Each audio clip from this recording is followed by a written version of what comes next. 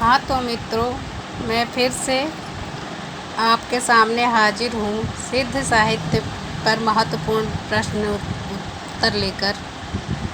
सभी मित्रों को मेरा प्रणाम, सभी को बहुत बहुत प्यार। मेरा पहला प्रश्न है आज का, प्रथम सिद्ध कौन थे? विकल्प है, पहला विकल्प है सरहपा, दूसरा विकल्प है शबरपा, तीसरा विकल्प है लुइपा और चौथा विकल्प है डोम्भिपा। तो इसका उत्तर है प्रथम सिद्ध सरहपा है, क्योंकि सरहपा ही सबसे पुराने सिद्ध थे। मेरा दूसरा प्रश्न है आज का, सिद्धों की भाषा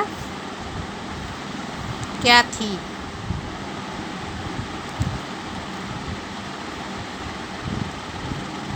ऑप्शन 1 है अपभ्रंश, ऑप्शन 2 औहट, ऑप्शन 3 सधुक्कड़ी, ऑप्शन 4 संधा या संध्या। तो इसका सही उत्तर है संधा या संध्या। आज का तीसरा प्रश्न है, सिद्धों की संख्या कितनी थी? Option 1 80, option 2 84, option 3 90, option 4 94। तो इस प्रश्न का सही उत्तर है सिद्धों की संख्या 84 थी।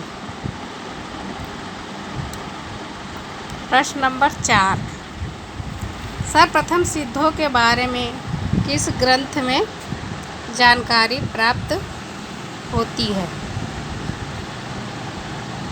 विकल्प नंबर 1 उक्ति व्यक्ति प्रकरण, विकल्प नंबर 2 वर्ण रत्नाकर, विकल्प नंबर 3 राउर बेल, विकल्प नंबर 4 इनमें से कोई नहीं।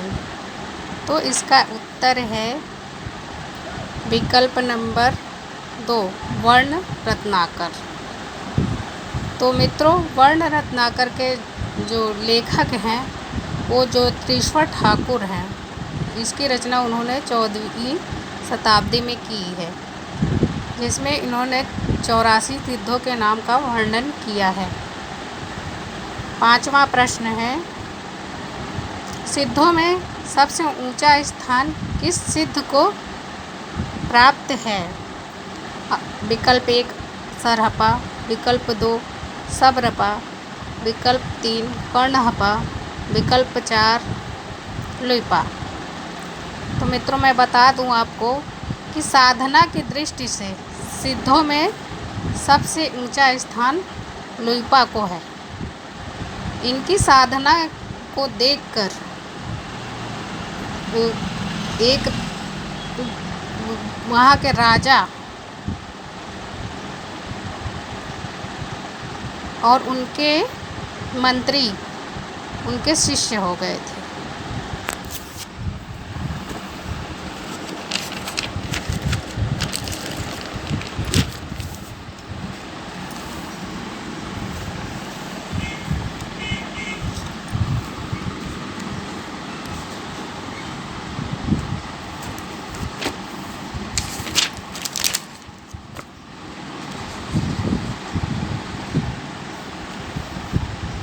छठा प्रश्न है, जाहि मन पवन न संचरै, रवि शशि नाहि प्रवेश, ताहि वट चित विषाम करु, सरहे कहे उवेश। पंक्ति किस कवि की है? विकल्प 1 कर्णहपा, विकल्प 2 सरहपा, विकल्प 3 शबरपा, विकल्प 4 लुइपा। तो इसका सही उत्तर है सरहपा की। सातवां प्रश्न है, सिद्धों के साहित्य का खोज करने वाला कवि कौन है? विकल्प 1 है राहुल सांकृत्यायन, विकल्प 2 भोलानाथ तिवारी, विकल्प 3 हर प्रसाद शास्त्री, विकल्प 4 प्रबोध चंद बागची। तो इसका सातवें प्रश्न का उत्तर है हर प्रसाद शास्त्री। प्रश्न नंबर 8, बौद्ध गान और दोहा ग्रंथ के लेखक कौन हैं? विकल्प 1 भोलानाथ तिवारी, विकल्प 2 हरप्रसाद शास्त्री, विकल्प 3 प्रबोध चंद बागची, विकल्प 4 राहुल सांकृत्यायन। प्रश्न नंबर 8 का उत्तर है हरप्रसाद शास्त्री। प्रश्न नंबर 9 सिद्धों की समस्त रचनाओं का संकलन किसने किया? विकल्प 1 प्रबोध चंद बागची, विकल्प 2 हरप्रसाद शास्त्री, विकल्प 3 राहुल सांकृत्यायन, विकल्प 4 वेंडल। तो प्रश्न नंबर 9 का सही उत्तर है वेंडल। ये पश्चिम के विद्वान थे और इन्होंने सिद्धों की समस्त रचनाओं का संकलन किया। सिद्धों में सबसे ज़्यादा विद्वान कौन थे? विकल्प 1 सरहपा, विकल्प 2 लुइपा, विकल्प 3 कर्णहपा, विकल्प 4 सब्रपा। तो विद्वता की दृष्टि से सिद्धों में सबसे ज़्यादा विद्वान कर्णहपा थे।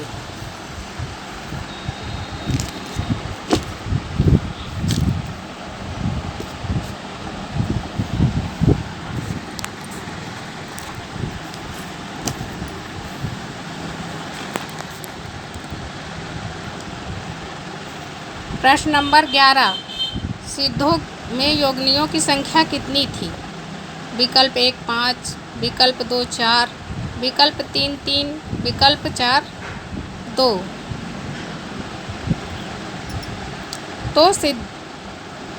तो मित्रों प्रश्न नंबर 11 का सही उत्तर है 4 योगिनियाँ थीं, जबकि रामचंद्र शुक्ल जी केवल 3 योगिनियों को ही मानते हैं, लेकिन इसमें योगिनियों की संख्या 4 थी, जिनके मैं आपको नाम बता दूं। कनकलापा, मणिभद्रा, मेघलापा और लक्ष्मीकरा।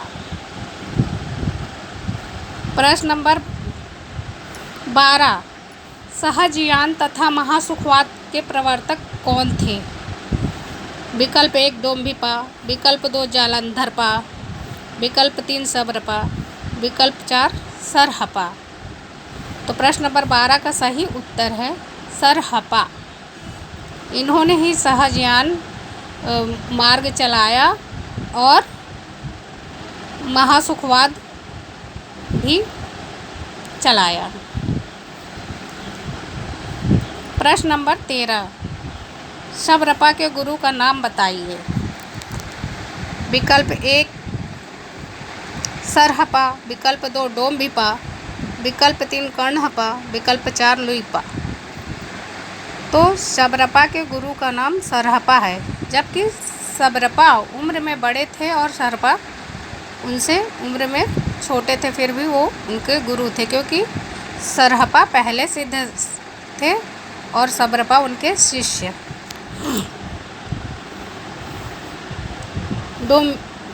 प्रश्न नंबर 14 डोम्बिपा के गुरु कौन थे? विकल्प 1 है सरहपा, विकल्प 2 है विरूपा, विकल्प 3 है बीड़ापा और विकल्प 4 है 2 और 3 दोनों।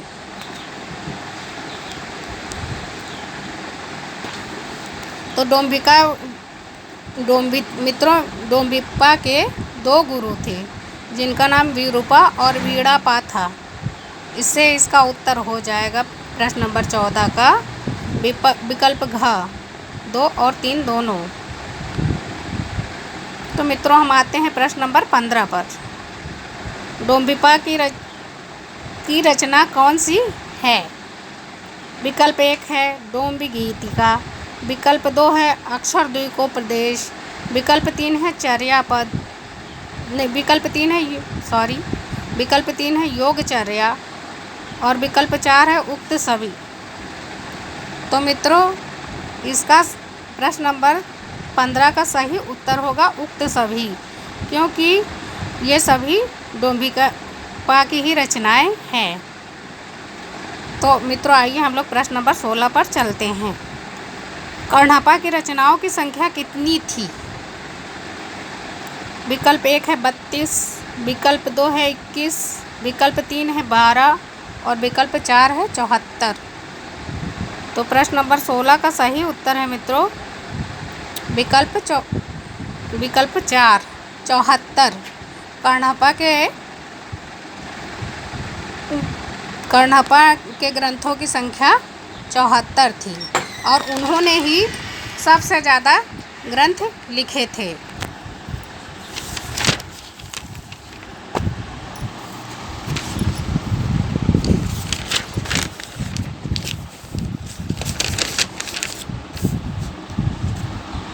तो मित्रों आइए हम लोग प्रश्न नंबर 16 पर चलते हैं।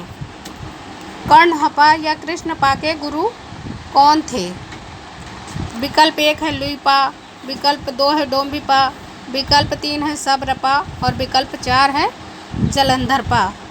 तो मित्रों जैसा कि आप लोगों को पता ही होगा कि कर्णप्पा या कृष्णप्पा के गुरु जालंधरपा थे।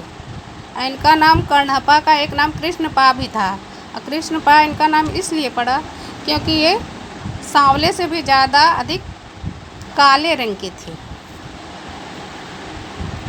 तो मित्रों आइए हम लोग प्रश्न नंबर 18 पर चलते हैं।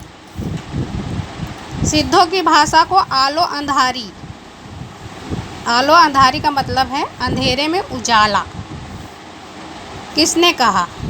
विकल्प 1 है हरप्रसाद शास्त्री, विकल्प 2 है बेंडल, विकल्प 3 है प्रबोध चंद बागची, विकल्प 4 है भोलानाथ तिवारी। तो मित्रों सिद्धों की भाषा को आलो अंधारी हरप्रसाद शास्त्री जी ने कहा, इसलिए प्रश्न नंबर 18 का उत्तर हरप्रसाद शास्त्री होगा।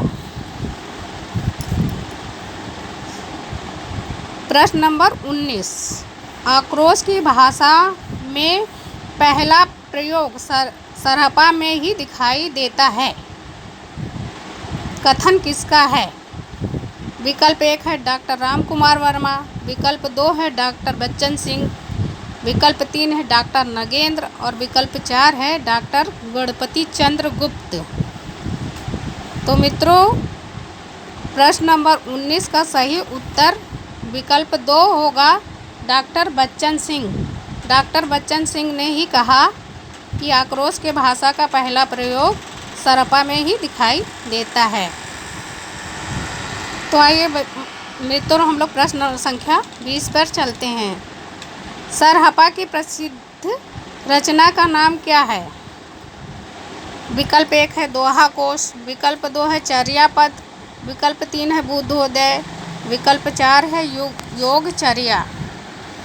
तो मित्रों आप सभी लोगों को पता होगा कि सरहपा की सबसे प्रसिद्ध रचना दोहा कोश है और मेरे प्रश्न नंबर 20 का उत्तर भी दोहा कोश ही है।